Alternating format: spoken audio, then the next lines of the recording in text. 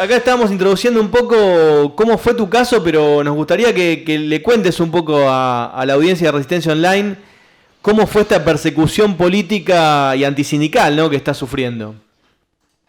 Sí, bueno, las cosas surgen ahí en el marco de la ola de calor que se vivió en marzo. Como sindicato intervinimos ahí en muchas escuelas para defender, digamos, condiciones eh, de salud en este caso, ¿no? En base a la alerta roja que se vivía y a las recomendaciones del Ministerio de Salud y de en general, digamos, incluso de las asociaciones profesionales y demás que se expedían en función de tener cuidado al respecto y lógicamente con escuelas que están detonadas, ¿no? Que no tienen Claro. condiciones, que no tienen ventiladores siquiera, aunque el ventilador incluso en una ola de calor tan dura como la que se vivió tampoco tiene un efecto eh, como el que sería necesario. Así Claro, no se que siente prácticamente el ventilador con el calor que hizo. claro, tal cual. Te tiraba, digamos, aire más caliente, con lo cual las escuelas igualmente tenían el drama de niñas, niños, adolescentes, jóvenes que sufrían la ola de calor, que tenían dolores de cabeza, que se descomponían, bueno, que algunos tenían distintos síntomas y también docentes, algunos de los cuales incluso tuvieron cuadros de internación y todo en algunas escuelas, ¿no?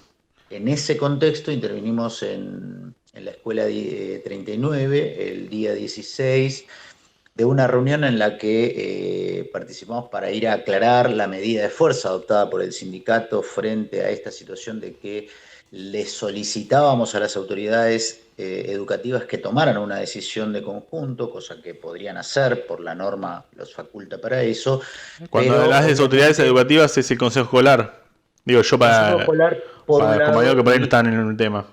y jefatura de inspección por otro. Ok, Ambos tienen potestad para, ante la falta de condiciones, la norma los faculta para poder suspender las clases y tomar una medida, digamos, claro. ordenada, lo que cabría hacer para cualquier autoridad con los pies sobre la tierra, digamos, no tironeado por una lógica político-electoral que es mostrar a la televisión y a los medios y a la sociedad que supuestamente está todo bien y que hay clases y demás, ¿no es cierto? Es decir, esa lógica electoral pesa un montón y eso ha impedido que las autoridades, digamos, tomen esa decisión que hubiera sido lo más razonable, ¿no? O incluso plantear un criterio, es decir, nosotros le planteamos a partir de 32 grados para arriba suspensión o criterios similares, ¿no? Donde no hubiera ventiladores, donde no hubiera espacios, digamos, no todas las escuelas son lo mismas, algunas tienen mejores condiciones que otras, por lo tanto con una indicación general se podría haber resuelto eso. Bueno, la cuestión es que en la escuela 39 las maestras,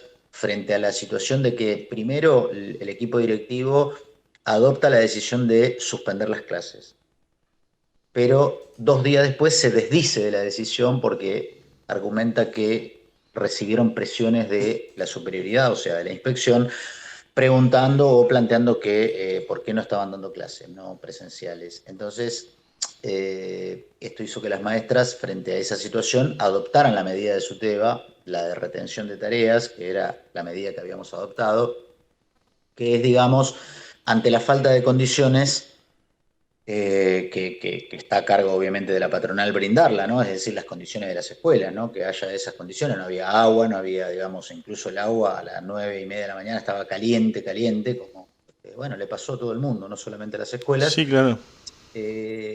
Las maestras al adoptar esta medida fueron amenazadas severamente de causa injustificada, que te causa un perjuicio bastante grande en tu legajo profesional si te aplican ese artículo, ¿no? Y también con la amenaza de cesar a suplentes y por supuesto plantearon que la medida de SUTEBA era ilegal. Esto obligó a que fuéramos a la escuela a aclarar esto con el equipo directivo. Pero, Las Pancu, maestras, consulta. ¿Está en la potestad de ellos decir que una medida sea ilegal o no?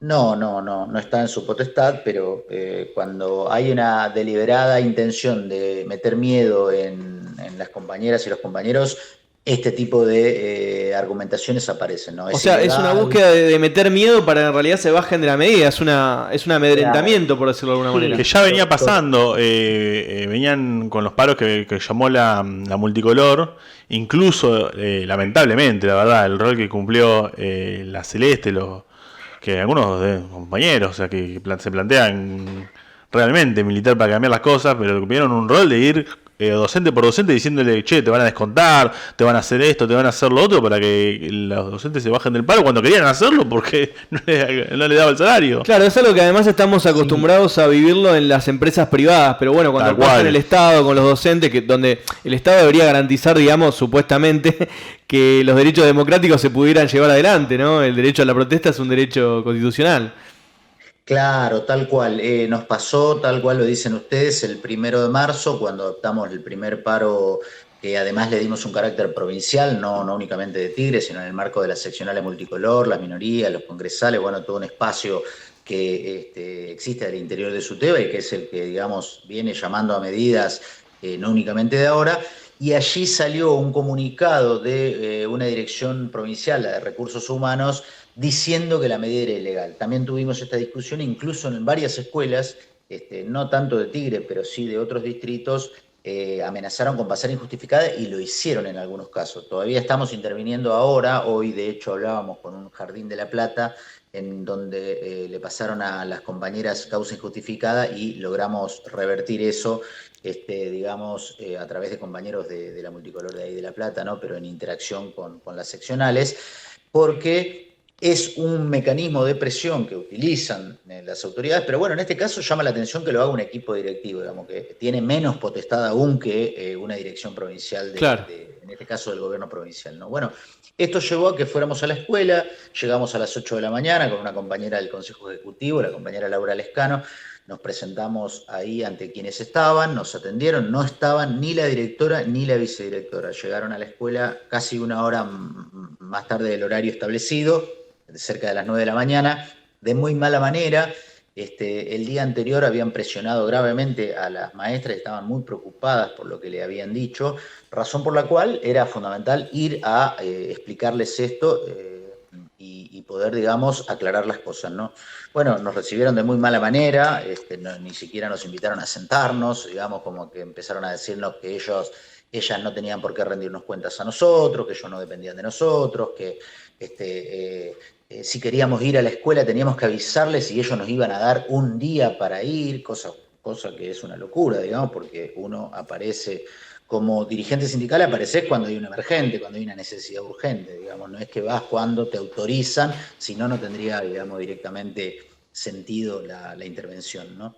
Así que tuvimos ahí un breve intercambio en el cual nosotros le reprochamos por qué habían vuelto atrás con la medida, por qué ahora nos querían echar la culpa a nosotros, por qué culpabilizaban a las compañeras, por qué las trataban de esa forma, y le dijimos cosas por el estilo, digamos, ¿no? Y que eso de decir que una medida era ilegal no era algo que estuviera bien, cosas así. Entonces, nada, les reprochamos, digamos, lo poco democrático y autoritario que era, digamos, todo el mensaje que estaban bajando.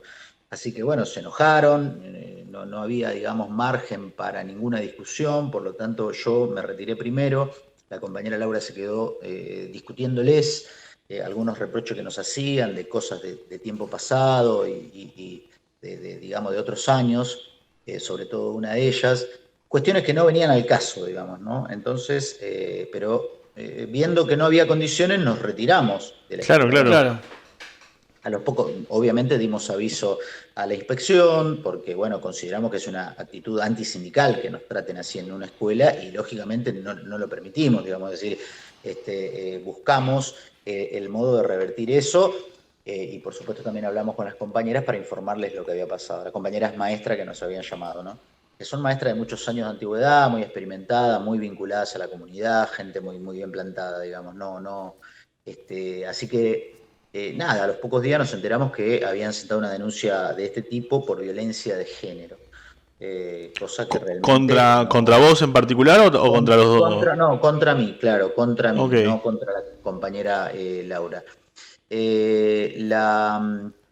Los profesionales del juzgado sostienen en la primer consideración que hacen en el texto escrito que me notificaron que de los hechos denunciados no surge que haya habido violencia de género. O sea, se les cae en la propia presentación el argumento, digamos.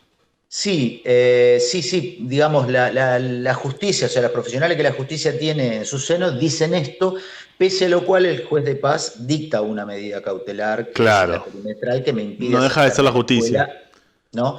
Entonces, esto nos explicaban que a veces esa medida se toma como para dar una respuesta, digamos, a las víctimas, porque, digamos, el juez puede no saber si existió o no existió, ¿se entiende? De hecho, lo explica ahí en su medida.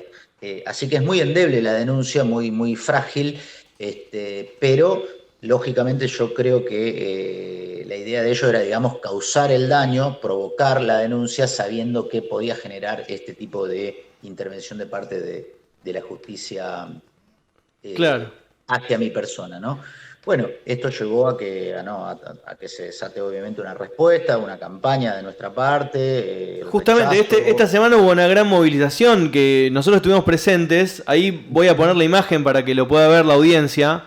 Fue una movilización muy importante donde se notaba que la docencia de Tigre tomó el ataque como un ataque hacia el conjunto de la docencia.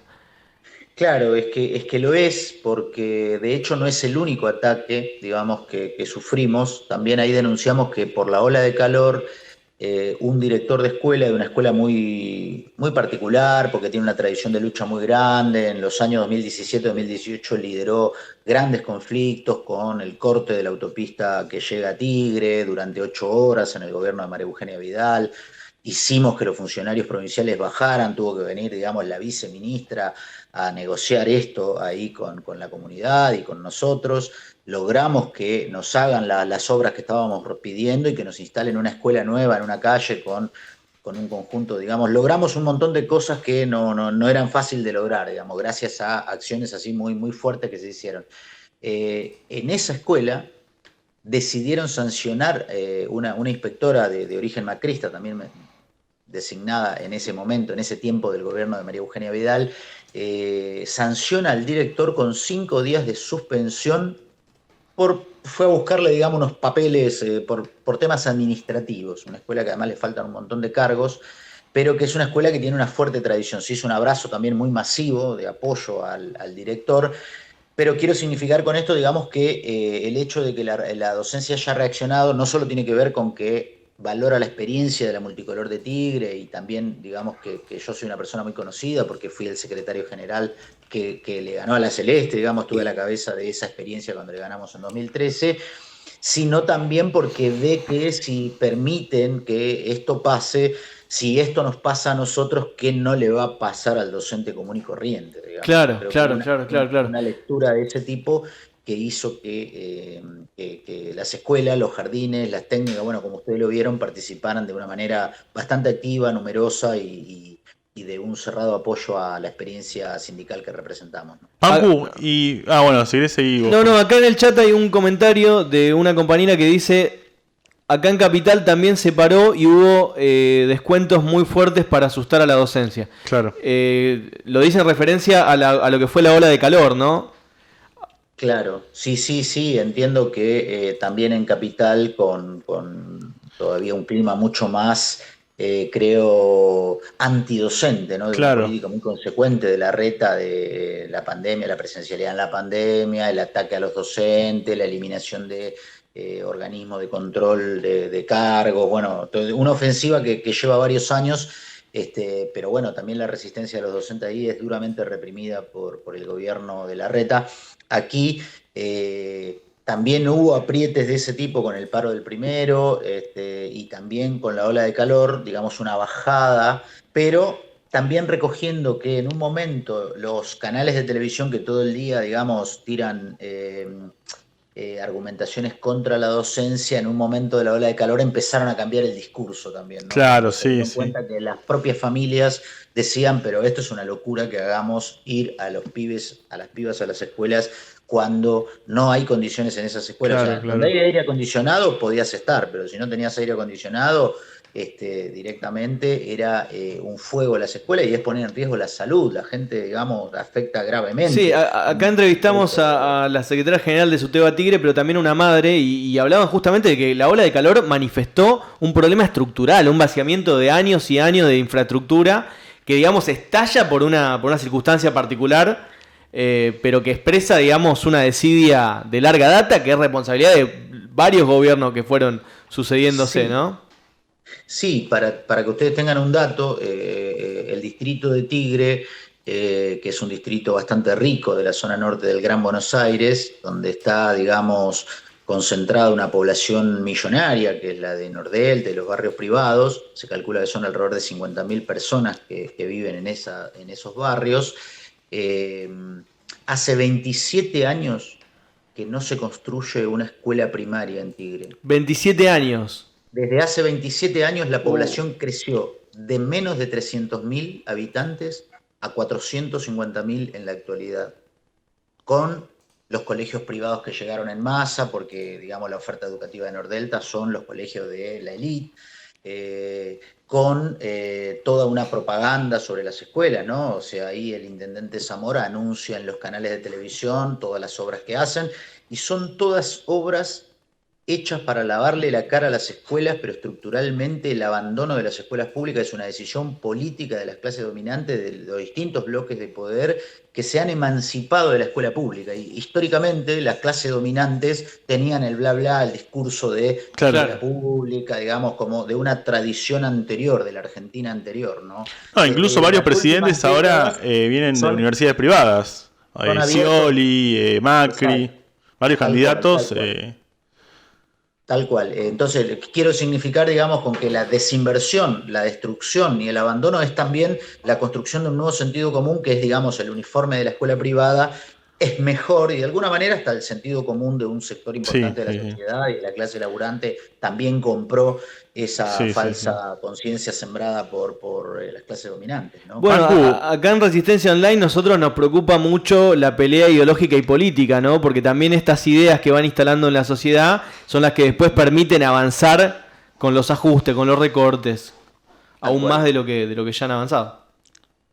Sí, junto con las reformas, ¿no es cierto?, del menemismo, la transferencia de escuela de la dictadura, la transferencia de escuela del menemismo, la Ley Federal de Educación, la propia LEN, la Ley de Educación Nacional del 2005, la Ley de Financiamiento Educativo, todas esas leyes incorporan, elementos que hacen que las clases dominantes, los grupos empresarios, las iglesias, las ONGs de los capitalistas intervengan directa o indirectamente y tengan la facultad de hacerlo en la educación, en la formación. Es una disputa tremenda y además lo ha transformado en un negocio escandaloso. Digamos, por ejemplo, hoy toda la educación de adultos, y la formación superior, la educación superior y la educación de preescolar, y de previa al jardín de infante, digamos, los jardines maternales, son todas ofertas privadas, o ahora hay algunas municipales, porque bueno, se dan cuenta que también tienen que dar alguna respuesta, pero te quiero decir que son campos de inversión económica para grupos empresarios o que se hacen empresarios, digamos, poniendo un kiosco educativo y después transformándola en empresas, que hay un montón, en un montón de lugares, en todas las ciudades. Y esto yo creo que sí tiene que ver con una cierta derrota, ideológica parcial, pero un retroceso. Con un avance, digamos, de estas ideas liberales, ¿no? Claro, de que el colegio privado es mejor, cuando nosotros tenemos colegios privados organizados en SUTEBA que han elegido delegados, colegios importantes, incluso de acá de la zona de Pacheco, y la verdad es que la tiranía y el pisoteo de derecho que se vive dentro de las escuelas privadas es la clave para venderle a las familias que ahí hay normalidad, digamos. Claro. Es una normalidad sobre la base de una sobreexplotación también. A mí lo que me despertó el ataque que te hicieron es una simultaneidad que es interesante, porque 2 días después pusieron a la cana en una asamblea en Castelar contra los ferroviarios que estaban haciendo una retención de tareas por el tema del cambio de colectivo de trabajo. Ayer no dejaron entrar a la comisión interna del SUNA Lavallol.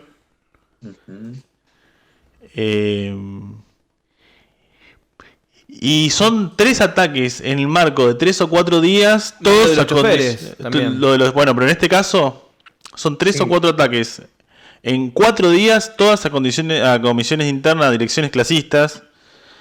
Me parece que tenemos que, entre la izquierda y demás, tenemos que empezar a coordinar mucho más esto, porque justamente en la izquierda, y más aún las direcciones clasistas y demás, o las direcciones sindicales antiburocráticas.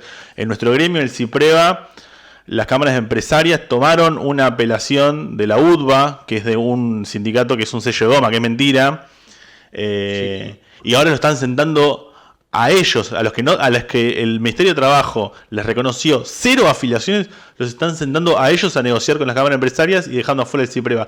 O sea, en 5 o 6 días hubo un conjunto de ataques, sea por parte de la justicia, por parte de una dirección, por parte de la CANA, por parte del poder político, por parte de las propias empresas, todas coordinadas y todas con apoyo o estatal o judicial, bueno, estatal político o estatal judicial o de la propia fuerza de seguridad, todas apuntan a direcciones antiburocráticas, si se quiere. Esto, por lo menos, es algo que nosotros empezamos a ver como proceso en general desde el 2014, donde nos van dejando afuera varias internas porque nos van echando y demás, y porque atacan muchas veces y separan quirúrgicamente las direcciones clasistas. Y particularmente a nosotros es algo que nos preocupa mucho, porque muchas veces en las disputas internas que hay en la izquierda se coordina poco a la hora de defender las direcciones clasistas, independientemente de que no sean tus partidos. La otra vez en el acto que se hizo para defenderte a vos y a todo el sindicato Tigre, sí se notó bastante unidad, pero en otros casos no. ¿Cómo ves esto? Sí, puede ser que esto, digamos, no se haya, a veces priman por ahí las lógicas, digamos, de conveniencia. Creo que sí, tenés razón, en esto hay que cerrar fila y ver que la clase dominante tiene conciencia de sus intereses y tiene las herramientas para combatirnos, y obviamente le preocupa que existamos como tales, ¿no? La experiencia de acá de nuestro sindicato es una muestra de eso. O sea, creo que por esa razón tampoco se expide, digamos, la burocracia de Baradel no se ha expedido. Son los únicos que no han brindado su solidaridad, pese a que les mandamos todo, ¿no? Nosotros como seccional les escribimos inmediatamente, les mandamos toda la información, y nos mandaron así como una respuesta, con un ok y un mate, como diciendo, bueno, tomen mate, tranquilos, que ahora va la solidaridad. Creo que el clasismo y las corrientes comprometidas con la lucha, digamos, de clases, con la lucha de los trabajadores, con la organización independiente, con la democracia sindical, sí, tenemos que tener un reflejo de cerrar filas ampliamente, e incluso de tener, digamos, la audacia de defender. Muchas veces el laburante, la laburanta se mueven quizás menos por los ataques materiales que por los ataques democráticos, ¿no? La cuestión de ver que te van a quitar la posibilidad de defenderte es una base muy fuerte, y creo que incluso, bueno, en general la experiencia del movimiento obrero es parte de un insumo fundamental en la toma de conciencia. Es decir, si tocan a los dirigentes de Subdeva Tigre, ¿qué me va a pasar a mí? Digamos, esto es lo que de alguna manera quisimos trabajar y desarrollar, y sí, nos parece que habría que tener, digamos, una mayor unidad frente a todo el ataque, porque además la perspectiva política del país es a que los sectores que hoy están en campaña electoral en otro momento disimularían el discurso electoral. En este momento no, lo levantan, digamos, se pelean para ver quién tira la propuesta más radical contra la clase laburante, los que quieren la devaluación, los que quieren eliminar directamente las indemnizaciones, los que quieren, digamos, y cada uno se lanza, bueno, obviamente hay que terminar con la patria de los planeros, hay que eliminar los planes sociales. Claro.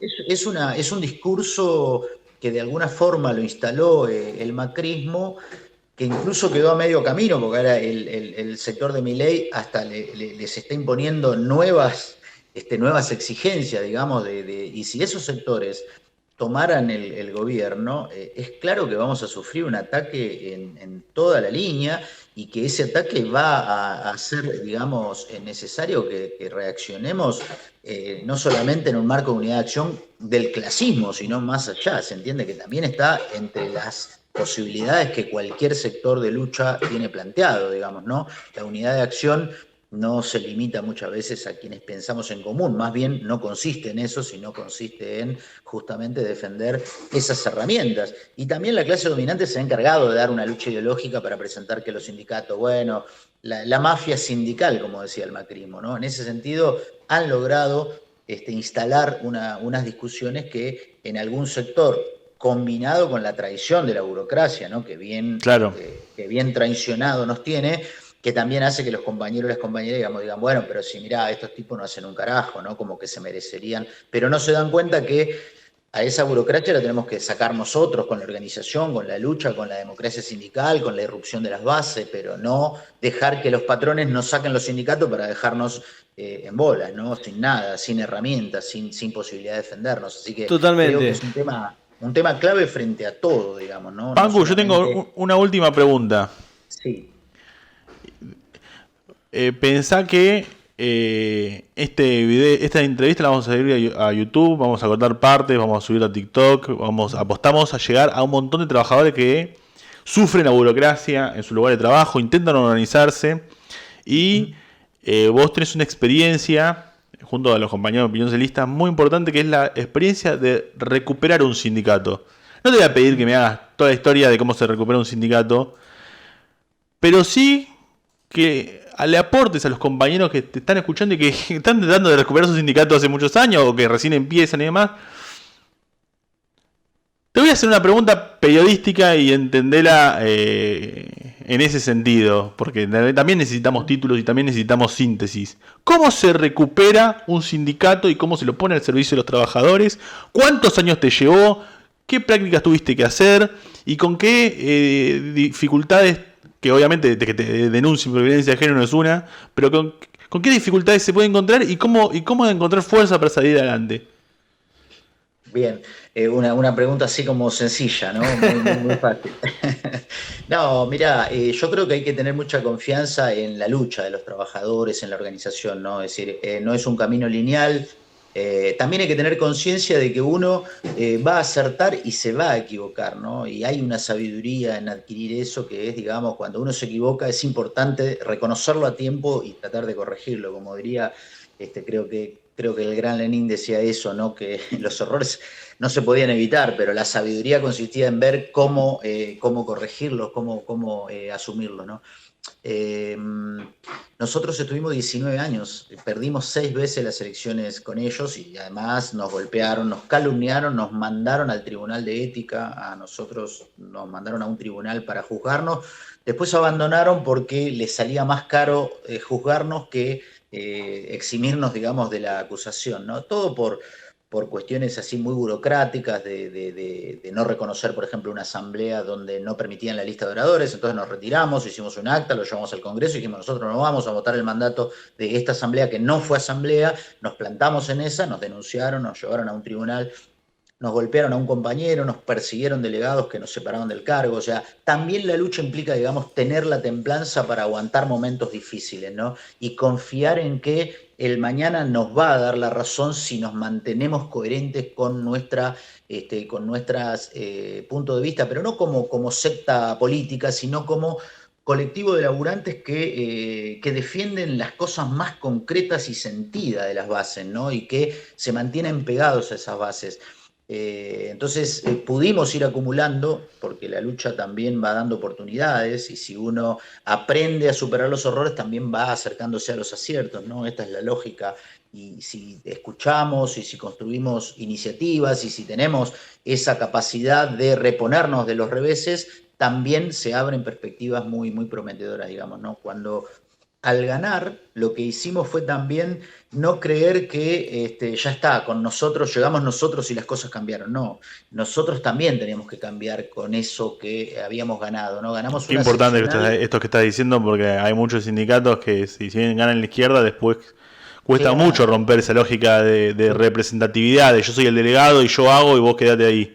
Claro, tal cual, digamos, nosotros, de hecho, esa experiencia fue bastante importante la que hicimos en Tigre. Nosotros decimos que hicimos una especie de supresión de honores, digamos, en el sindicato. Lo abrimos, cuando venían los compañeros los invitábamos a pasar a conocer el sindicato, ver todo lo que era, lo que había, digamos, y lo fuimos armando de abajo y también tratando de entablar una disputa sana entre las corrientes de izquierda, que no era apropiarnos de un aparato para ponerlo al servicio de nuestras corrientes, sino tener el reflejo de que lo único que no podés hacer es eso en un organismo de masa, no ponerle la bandera de tu corriente. Nosotros discutimos no hacer eso, y yo creo que fue un acto de sabiduría, porque eso permitió dar confianza a muchos otros y fortalecer una política de frente único, que no es una declamación, sino que es una política que genere confianza en los compañeros que tenés al lado, aunque no sean de tu corriente, ¿entendés? O sea, peleamos juntos, nos medimos juntos, nos ponemos a prueba juntos,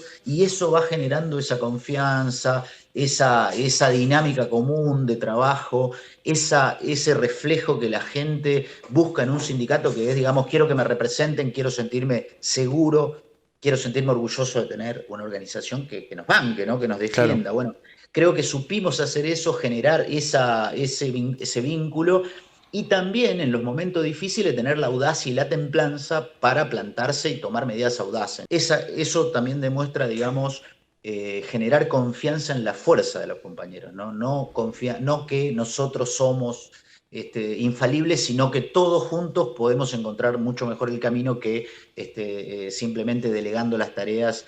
O sea, nosotros no ganamos el sindicato para cambiarle el color, digamos, sino para cambiar el contenido del sindicato. Se entiende que es una herramienta que los compañeros y las compañeras sientan como propia, y esto yo creo que lo más trascendente que logramos es eso. Así que la gente hoy, hay un medio problema en una escuela, en un jardín, en una técnica, y llega inmediatamente al sindicato porque los compañeros, las compañeras confían, incluso más allá de Tigre, ¿no? En muchos lugares que nos consultan ahora, porque también se fue creando una referencia. Una referencia que creo que es muy importante, y eso nos hizo tomar vínculo con otros trabajadores, de organizaciones sociales, de sectores de laburantes, de fábrica, etcétera, etcétera, ¿no? Y eso, la verdad, es una acumulación que el lunes la vimos un poquito, pero también la vimos en otros momentos. Cuando nosotros tomamos la jefatura regional, los compañeros de la 60 y otros compañeros trajeron ollas para cocinar, vinieron a hacer guardias, pusieron los carteles en los bondis.